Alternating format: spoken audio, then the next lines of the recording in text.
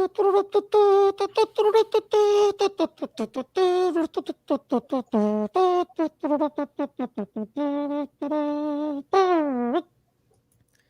we're live. We are live. Hey, everybody.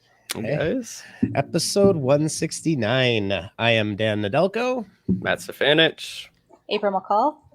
And today we are talking about how to build content marketing machines so you don't lose your mind in the mad rush of creating content, which is always easier said than done. Right, April? Oh, yeah. Oh, yeah, definitely.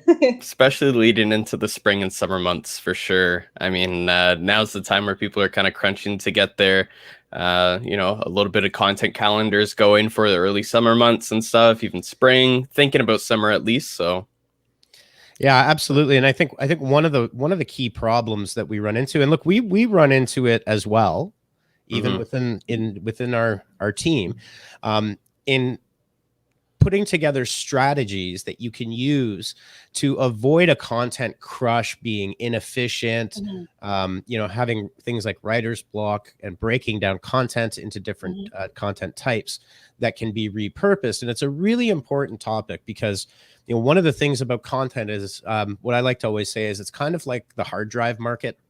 You don't ever hear anybody say, gee, I really need a 1 gigabyte hard drive for my PC or for my laptop. Right? Yep. It only goes up. That's all it does is more content. So, it's really important to become efficient with how you create that content, having formats and styles, and then repurposing your content so you can do it efficiently and effectively. Otherwise, you're going to hit a brick wall and suffer from copious amounts of stress. Right, April? I'm just joking. We're working on a project. Let me be completely transparent. We're working on a project, and we've got several projects that require an absolute ton of content and high quality content. So this is actually really relevant even for our own team today talking about it, but also for anybody else. I actually met another business owner not across the street, or a neighbor, and she was talking about how she was running her Instagram, and she is keenly aware of how difficult that actually is to do, even just Instagram alone. Oh, for sure. Especially if you're trying to do high quality content. It takes a lot of time to think and plan that content out, for sure. Absolutely. And it can be extremely draining. So that's what we're going to talk about today to help save your sanity. Yeah, so got some real good stuff kind of planned out for you guys this week. Starting with what's new, ties actually directly into what we're talking about this week. And I kind of want to lead off with this one from social media today about LinkedIn's developing kind of new marketplace platforms. So, LinkedIn's users, they're growing each month, each quarter quite significantly. And that's making LinkedIn, want to implement couple new features that people can really take advantage of on their platforms. And in social media today, they're talking about one of the new features is the development of a digital wallet. So basically what this would do is this would facilitate payments on the platform. And theoretically, this could be used for, sponsored content courses from content creators and etc. Right. So some really cool stuff on the way, for sure. Yeah. One thing is definitely for as a competitor to Upwork and Fiverr, I feel like LinkedIn's going the Facebook route, which is let's copy our competitors and try to use the leverage we have of the size of the platform to compete and generate a new revenue model. Yeah, for sure. It'll be interesting. And LinkedIn did invest in lynda.com, and that's now LinkedIn Learning. And as well, with this introduction, it'll be a direct competitor to Upwork and Fiverr. It'll be interesting to see how it goes for them. There's a lot of criticism levered at LinkedIn for the quality of their network at times, although I think it's more about how you use that platform. But definitely we'll see that's a pretty big power move there to facilitate freelancing on their platform. For sure. Yeah. Makes sense, especially since a lot of people are working from home now, or maybe, shifting, maybe unfortunately due to the times they've lost their job and maybe want to utilize their skills and maybe start up their own business or at least offer their services on this platform. So there's a lot of opportunities there. Absolutely. Sure. Absolutely. Moving on, Google. So a couple of the Google SERPs have been declining throughout this week, especially snippets. A lot of people are reporting a loss of, their snippets ranking. We can kind of see here that it's dropping. So here they're just kind of talking about, making sure you're checking your analytics frequently and understanding when to update your listings. Yeah. So one of the things, this is actually talking about how often Google is displaying featured snippets and rich snippets. So, I mean, if you just go to a Google search and just type in weather forecast, just for those of you that may not be familiar. Oops. Okay, so that is that's an example of a featured snippet. There's all sorts. There's the FAQ snippets, and what I've been noticing this week via SEMrush is the SEMrush sensor has been going off, been popping. So there's volatility in Google right now. That's typically just due to a series of updates, and we'll see what happens. But definitely something to keep an eye on if you're in that side of digital marketing. For sure. The next article that we'll be diving into, it's actually a really good segue for what's working. So it's talking about how influencer marketing has really evolved since the immersion of the Gen Z market, right? Influencers that you would normally approach, you might not be going towards as much. New influencers and up and coming influencers are seen as the most wanted right now. We're wanting to catch these people in their trend as it's happening rather than, capitalizing on the trend a couple weeks after it's gone. TikTok and things like that, they tend to move really fast as well. And trends seem to really move quickly on that platform. So that's why, people are starting to shift their strategies and adopt these new strategies that they're starting to merge over to different platforms. Yeah. And what we're seeing is, as Gen Z gets a little older, right? As they start to get older, their influence as a purchasing block becomes more and more important. And really, I think that Gen Z has really tapped into influencers are more influential there than ever. Oh, yeah. Sure. Yeah. And there's a lot more of them. So it's it's interesting to see, but definitely from a digital marketing perspective, if you have a brand or have a product, try to find influencers that are around your same size, your same in the same area, and develop those relationships, because they can be very, very powerful relationships done properly. For sure. Absolutely. Alrighty. So with that, that's what's new in the world of marketing, at least for the last 10 minutes, I guess. But we'll continue on with what's working for this week. So this week, like we said, we're going to be talking about creating these effective content marketing machines, what it really means to utilize a platform to its fullest extent with content that really resonates with your audience. But it's as well really high quality content that you can reuse, repurpose, and start to grow maybe even into a series. Yeah. So when we say a machine, we're not talking about an automated machine, right? Yeah. We're talking about what is effectively what we would call a standard operating procedure for content creation. So it becomes something you can scale, you can systemize, that you can be efficient and get ahead of, so that you're not struggling, because I think you will struggle. And like I said, even as an agency where we do this, at certain points we hit roadblocks as well, and we have to revise that process and that strategy and how we do this repurposing.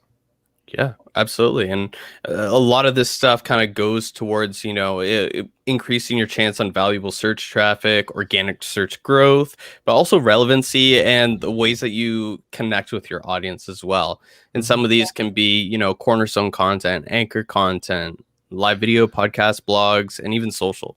Yeah, well, what we're going to do is we're going to talk about how to create that Cornerstone or anchor content, and then go through the process of repurposing it into several pieces of content that you can then, it will help you focus on the Cornerstone content, as opposed to struggling, say, at the social side, where you're creating tons and tons of content, if that makes sense. Yeah, exactly. And we can always go back towards this might be something that the audience has seen before, but it's really relevant towards judging, how your anchors and your content really ties together. Yeah. Can you scroll down a bit there, Matt? Yeah.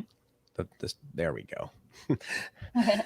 So, and maybe just zoom out a little smidge. It's just a little bit hard to see. Perfect. Okay. So in this infographic, what we've got is really showing sorry, can you scroll it up a bit? There you go. That's Now you got perfect. There you go. Okay. So you can see from this little infographic that we whipped up at the very bottom of the equation, the foundation, although it looks like it's an inverted pyramid, is your longer form content. That's the content that takes time to produce, that takes time and effort and energy to put together. That's where you can focus your efforts and your energies. Most people really start or divide. That's actually, I think, a dangerous thing is you'll have a content team up at the social level that's short form content, has a really high frequency here. And if it's disjointed from all the other content you've got, you're going to have a communications issue, I think, one. Yeah. Right. So down here, creating the valuable content, the long form content is where if you're doing a webinar, for example, we do the live streams. We think that's been a very effective way for us, right? 169 episodes so far, so we're chugging along.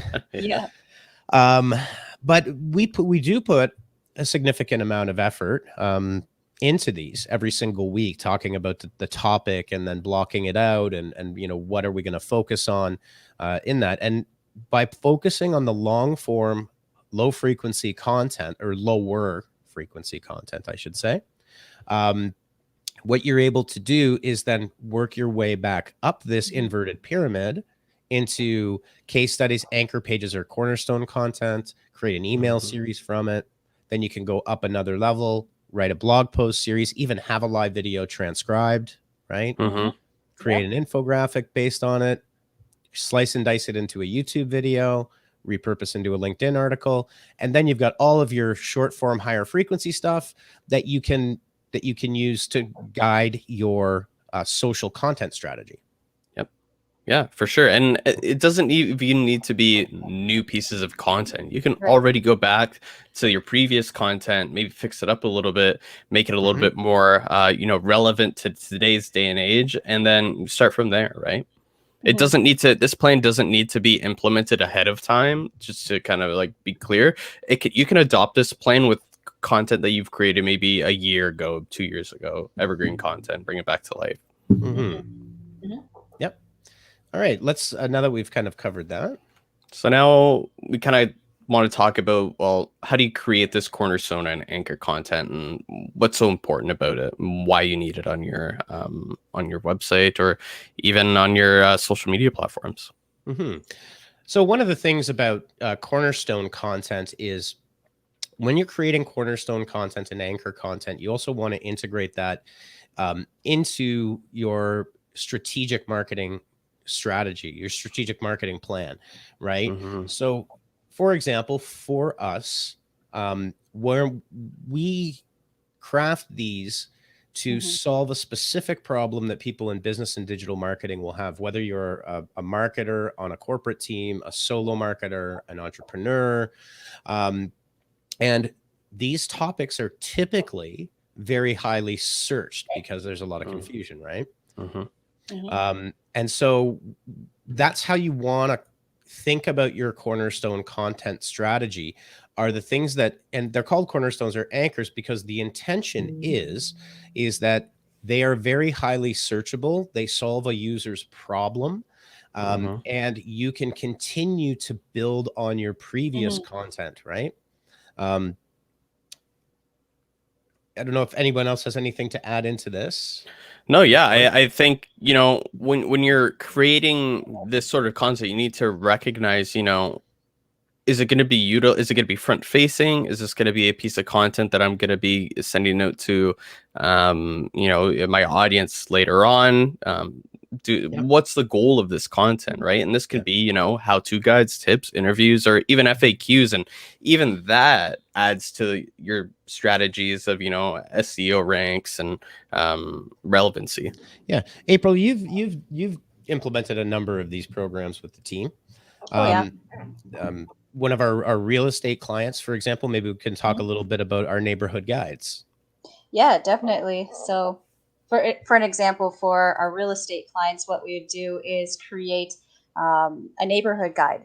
And in that neighborhood guide, it's a longer form piece of content. It will have maybe everything that, in a nutshell, that a neighborhood might have, certain amenities, locations, some of the locations of the schools, and just an overall approach of those neighborhood guides. And what we do is we take that neighborhood guide and we take little small information or tidbits from that, let's say, neighborhood. Let's take Eastbridge as an example, and we'll highlight maybe some of the features or amenities in a little tips.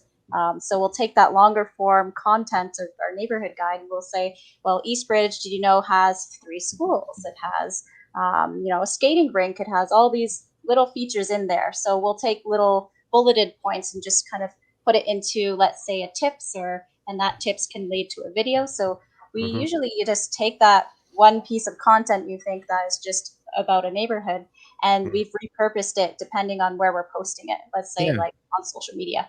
For sure. And, you know, a couple of other things too with that is what we found in our research is that in the world of real estate, people often that are making buying decisions or in or near a buying decision stage where they're whittling things down, those people are looking for specific neighborhoods. And is there a strong community, a strong community organization? Do they do street parties? You know, what's, you know, all of those things are lower funnel questions when they're deciding what to do, especially if they're moving, which what we're finding during COVID is people are migrating out of urban areas and into more rural or smaller town areas, right? Yeah. So it's what they're searching for. And it's been a very effective way of creating a different type of Cornerstone. Like this is one type of Cornerstone content is our live. Those neighborhood guides are a different type of Cornerstone content. And you could come up with several, I'm sure, for whatever project to create those anchors. And that's where you sink your teeth into quite a bit.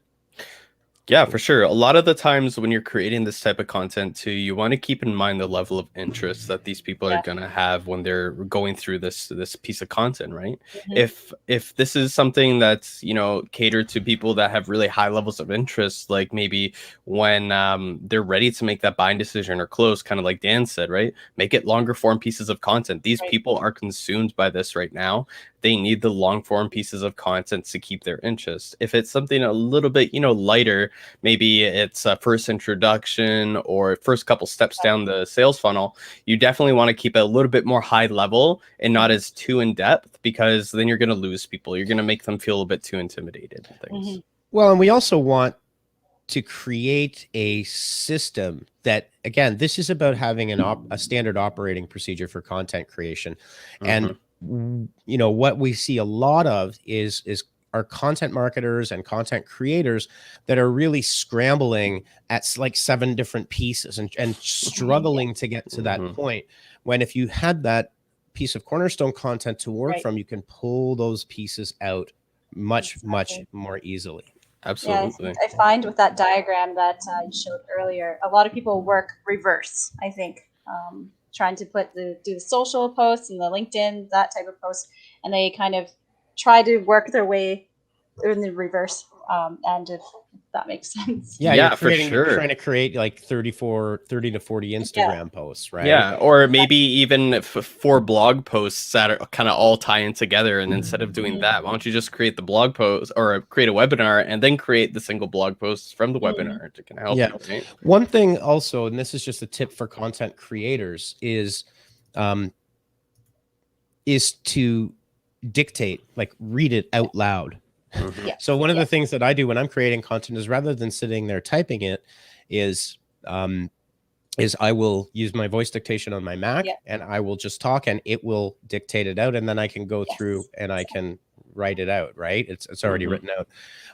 The second thing that I do a lot of, especially for client communications, is what's called asynchronous video or screencasts, and the clients love it because Oh, they yeah. can consume it whenever they want. Oh, Well, each sure. one of those videos in and of itself quite often could be turned into a how-to blog post, for example. Yeah, I'm exactly. taking my Really? content, right, and repurposing it. Yeah, for sure. And that leads into what we're going to be talking about next, is taking this content and repurposing it, and talk about the ways that we can repurpose it and really breathe some new life into it. So one of the ways that we like to do this is with Live at the Hive. Yep. So what we'll do is we'll do a Live at the Hive episode, right? Mhm. And we understand what types of content people like, so we're able to kind of plan that ahead. And then afterwards, we'll go through, create a blog, just highlighting the top key points, linking I think back we're to yeah, the I think video. we're getting to that in Yeah. Yes. the next ones here. Yeah. Let's talk a little bit about why live video is so important. Is a couple of key points about live, and you could be doing Facebook Live, you could be doing Instagram Live, whatever your flavor. We publish to several different platforms. Our number one KPI are not the live viewers. We love everybody that shows up, and we love when we get, like the larger live counts. But in reality, we understand that this is a somewhat niche topic. I mean, you would love to have 1,000 people on at any given time. But the real thing is that it gives us the ability to create a 45-minute video with a relatively low production cost to it, right? Without having that overhead. The second part of it is live video is instantly archived, and we have tens and tens and tens of thousand views specifically on Facebook, because that's where this originated. And we've had several clients talking about when they end up joining us and we start working together, that they went back and they watched our videos, and they love being able to just scroll through topic by topic and take chunks out of it, right? Yeah. So the live video is for us the most practical in terms of efficiency, that generates the best amount of repurposable content. And that's for sure. Like, I've had a client even say they went through our videos and wanted to know exactly how we did that, and they went and they watched our video and was like, "Wow, I learned something new. This is really cool." They didn't really know that before, so they thought that they loved the live. So it was really nice to hear that. And you can use all sorts of different examples. I know, and again, I think this is something too. You got to pick the medium you're most comfortable with, right? I'm pretty comfortable with public speaking and with video, and I think everybody here is with being in front of a camera. For certain other people, that's a terrifying prospect, right? And maybe writing is your stronger skill set. So go to if you're a business owner, for example, if you're most comfortable there, I would suggest you just pick the one that you use, that you're most comfortable with, I should say. If you're in a professional services area, what I would strongly suggest is that, real estate, accounting, any professional service, that's relationship driven. And I would strongly suggest short live videos, and top 10 questions you get asked in a week, and just answer them in a short live video. Could be a very powerful way to be creating that content as well. So what I'm trying to get to is you don't have to create a 45-minute, long thing. Your anchors can be your anchors that are suited to your size and to your audience as well. For sure. Start where your strengths are, and then you can kind of start stretching out where else you can kind of create or place this content. Exactly. Alrighty. Next up, let's talk about podcasts. So this is our example. So what we're doing here is we're walking through how we repurpose the one live stream into several pieces of content, and how you can do it too. So one of the things that we do is we pull the audio out of the video file. We've got Blueberry, which is a podcast platform for WordPress that lets you upload a blog post and the transcript. And we'll get to that. But the podcast itself is pushed out to Stitcher, iTunes, Google Play, Spotify. I can't remember what other networks now, but a whole ton of them. Yeah. Right. Yep. And again, we get links back from Apple Podcasts and Google Play back to our website, which is always great. We've got a library where, you know, I don't know how many episodes we're up to now, 30 or 40, that since we've been doing the podcast as well. So you can take that audio file and create a podcast series from it. And that's a great way to, I mean, podcasts are just rising incredibly in popularity. Yeah. For sure. And we've had people stop by the live before and tell us that, you know, they've found us through listening to our podcast on the bus, right? So it's kind of like the more you place your content out there and the more you make it available, the more people, more likelihood people have of consuming it, right? Yep, exactly. So you could do this from webinars as well. If you have a series of webinars, you could certainly come up with different ways to create podcasts. And podcasts can be, there's some podcasts out there very, very popular, 8, 9, 10 minutes because the typical commute, right? Right. So, you know, whatever that typical commute time might be, sometimes snackable versions of podcasts can be more effective than longer form where, you know, I can't consume it in one go. Absolutely. Yep. Alrighty. One of the next ways that we like to kind of repurpose our content is develop a blog with the from the piece that you're trying to kind of repurpose. So in this case, we have our weekly Live at the Hive blogs that we do. And it kind of creates, you know, a little bit more of an in-depth look at the content. You guys are able to, you know, go to that blog, click on the links of the articles, read a little bit more in depth, go over the infographics on your own. So, yeah. So again, now this next piece of the puzzle, we have this podcast, and the podcast is served by what's called Blueberry, which is a WordPress plugin. And we create a blog post, which automatically, if you can see there, has the YouTube video version. Yep. It has the MP3 player built in and links to every one of the podcast channels. Now, as you can see, the idea here is we are now creating blog post Cornerstone content. I think one of the keys, subtleties to notice about this is the fact that it's not Live at the Hive episode 159 or whatever it might be in the title. The titles, what we're doing are we have looked at content that we see that is highly searched, where people are looking to, you know, what can I do to generate leads for my webinar, for example, in this case. And that is the point. Now we've taken a 45-minute video, we've created a podcast out of it. We've then created a blog post with a summary in it that has an embedded video and embedded podcast player. Also has links back and forth to the podcast platforms themselves. Now I've got another part that this is where we're going to start ranking in search engines. Yes. Right. And this is a marathon, but we have these now Cornerstone content pieces, and we really haven't created any new content substantively beyond the live itself. Right. Yeah. And we don't really, I mean, we could if we wanted to, but the blogs become so, you know, high frequent. You get into a rhythm of creating them, and I know Chad and the team can attest to that. But you get in a little bit of a rhythm when you're creating this content frequently, right? So naturally, you just churn it out a little bit more. You add a little bit more flavor to it, and that's where we kind of lead into the don't set and forget your blog or whatever, right? Once you've created this content, just don't forget it. Keep adding things to it. Go back to it. Refresh. Maybe create a social media campaign around it, right? Well, yeah. One of the things that's really important to consider is I think a lot of people look at blogs as kind of a meat grinder. You know, I got to get that content in and grind it out and keep recreating new content. And to some degree, that is an accurate statement. But one of the best strategies is to go back for the last 12 months, look at your top performing content, refresh it, and update it as well. So, you know, you don't have to be CNN, you know, where you're posting 30, 40 news articles a day. You can focus on the longer form content, make it a quality content that people are searching for, and then you can go back and continuously continue to update that content to your benefit. For sure.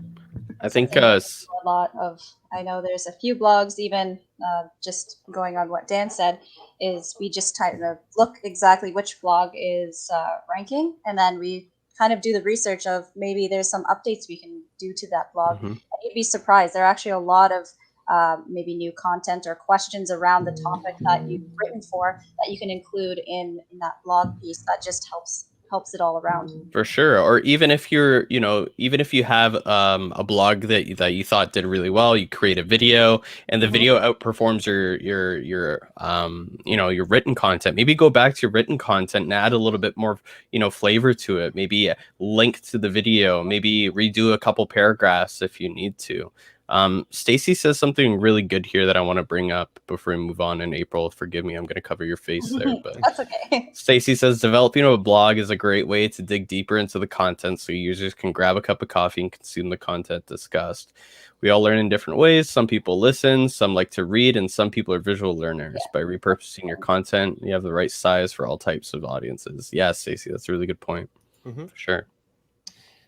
Absolutely. One of the other things that's just from a content perspective is our question-based searches and how-to searches. So whatever you're writing about, how-to searches are actually incredibly popular. Oh, yeah. They can be very short. In fact, our #1 top performing blog post historically, and over the last, over the last 2 years, it's had over 120,000 sessions. Wow. And it's how to fix a Facebook thumbnail, and it's just how to use the Facebook debugger to refresh Facebook when you change a post and it won't refresh.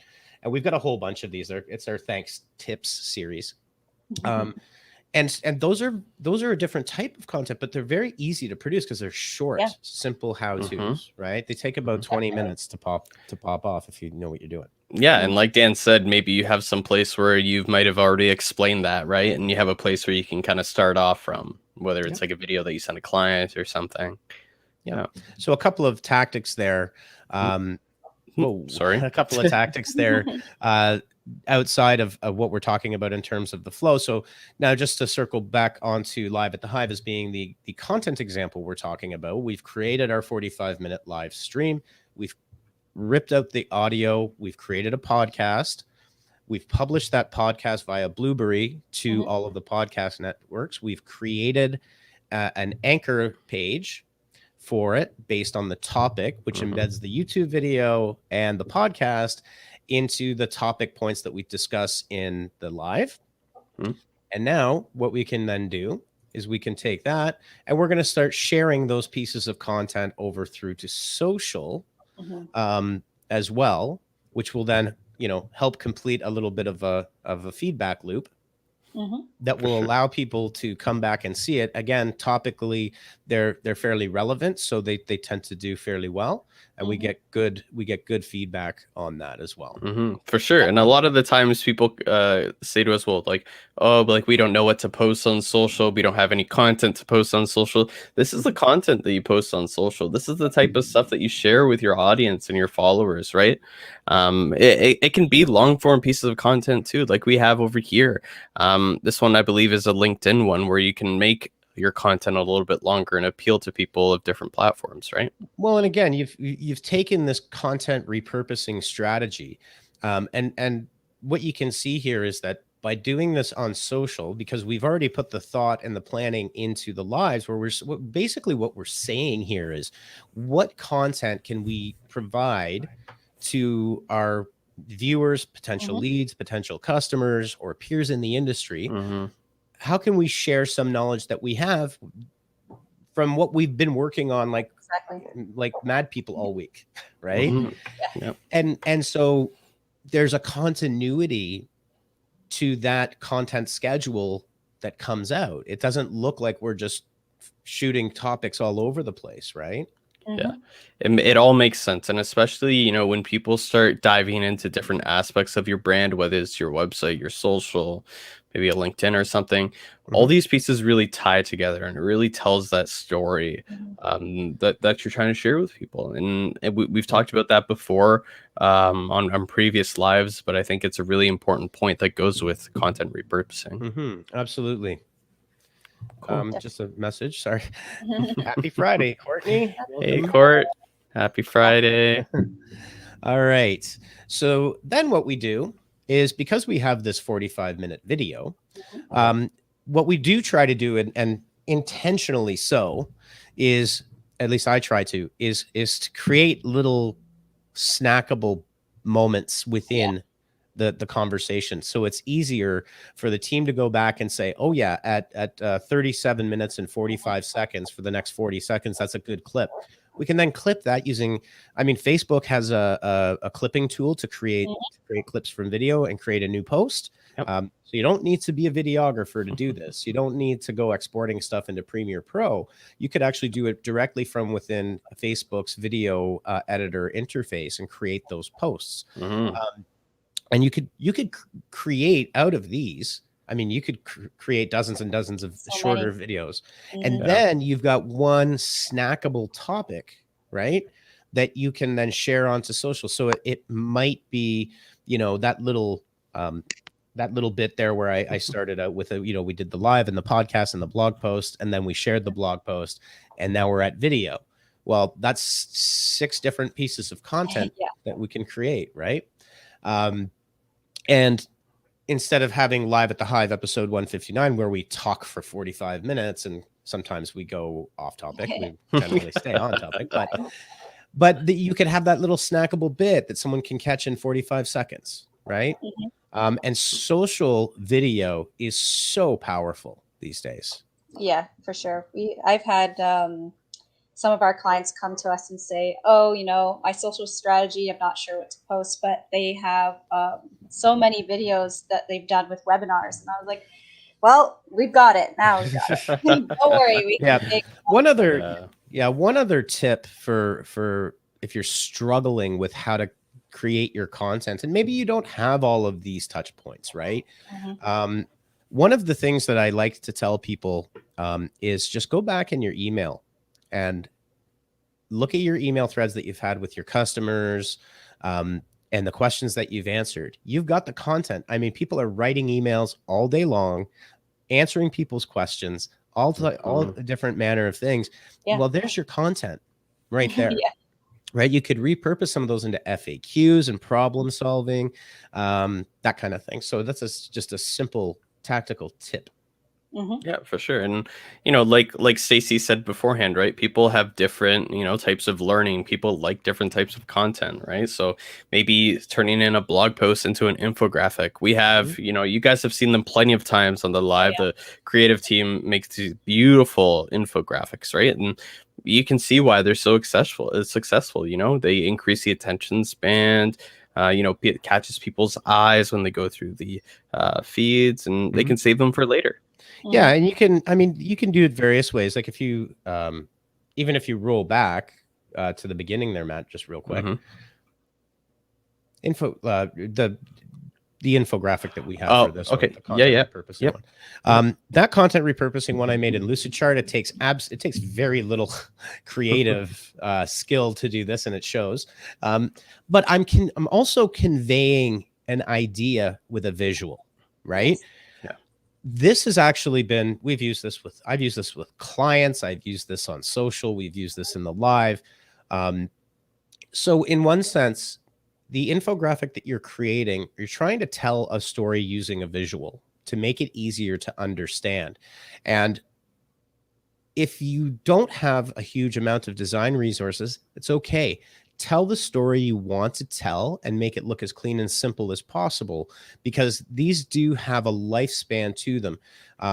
And also you can create, this is a slightly more complex one, but you can create mini infographics for Instagram, for example. We've used that in a strategy as well. Yeah, or even cutting out parts of your larger infographic that you have to save up on time. I know Matej and Justin have done that a couple times before, or even us. Like really, like they have a big infographic. We can just snip a piece off of it, put it on social, and you know, there's a social post for a day or two, right? Yep.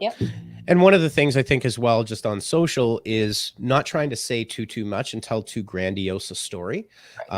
Social infographics, like this one here, is a great example.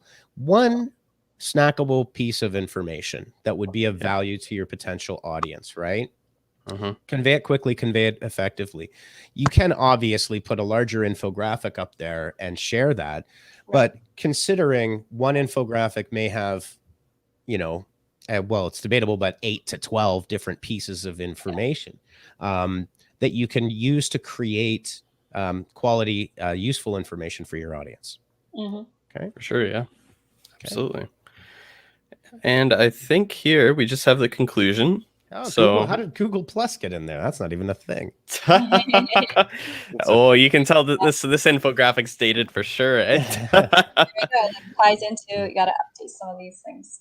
Yeah, but okay. you know, I hope you guys really listened to, you know, the ways that we like to repurpose our content and some of the ways that, you know, the team uses Live at the Hive to really drive our content strategy forward, right? Like if you have these really great pieces of Cornerstone content or longer forms of content, it can really drive and really transform your social strategy overnight almost, right? Yeah, and content marketing, I mean, you know, it's interesting because these days content marketing is effectively marketing because of the nature of social networks and the nature of communications platforms and how people are using it, especially during these lockdown kind of times. Yeah. It becomes much more important to look at your content marketing strategy, if your paid advertising strategy, as a way to boost your content that you're putting out there to engage, build brand, and all of those different elements here. Oh yeah, one of the things. Good point, Yvonne. Yvonne's just supplanted April's face like almost perfect. Yeah, remember, not all content you create will work for every channel. What works on LinkedIn most likely won't work on your Instagram. Make conscious choices. Yes, don't just take one content schedule and one piece of content and try to put it on every single platform in the exact same way. Think about your audience and think about the format and make sure that it fits. Yeah. Right. For that. So for example, we wouldn't put a 45-minute live at the Hive on IGTV. I think we could, but you could, but it wouldn't be the best place. But do people consume content for 45 minutes on IGTV? No. Is someone on Instagram for 45 minutes? No, they're looking for 10-second, maybe 20-second kind of. Yeah, those little hits. Yeah, absolutely. So that's an awesome point. So, all right. Well, hopefully we've walked through how to create a piece of Cornerstone content that takes you a little bit more effort to put together. Keeping in mind that not all types of Cornerstone content may suit you. Go to the thing you're most comfortable with. If you're great on video, shoot video. If you're an awesome writer and you love writing, then go ahead and write it out. If you're graphically inclined, then go that route, right? Yeah, exactly. But always think about these methods you can use to repurpose that content and make it more and more and more snackable. So you're not chasing your tail, trying to, and we hear this all the time. It's very exasperating and be very frustrating and extremely draining to try to create content from social back in, right? Yeah. So, all right. That's a wrap for episode 169 of Live at the Hive. That is a wrap, yeah. And you know what? I can't believe it, but next time will be March. Wow. Next live is in March, and where did February go? That's almost a year even. Where did the year go, right? Like with COVID, live not at the Hive, you know? It's been it's been an interesting 12 months, that's for sure. All right, everybody. Well, stay safe, stay happy, stay healthy. Have a great weekend, and we will see you next week on episode 170 of Live at the Hive, Digital Marketing from the Trenches. See you guys. Peace.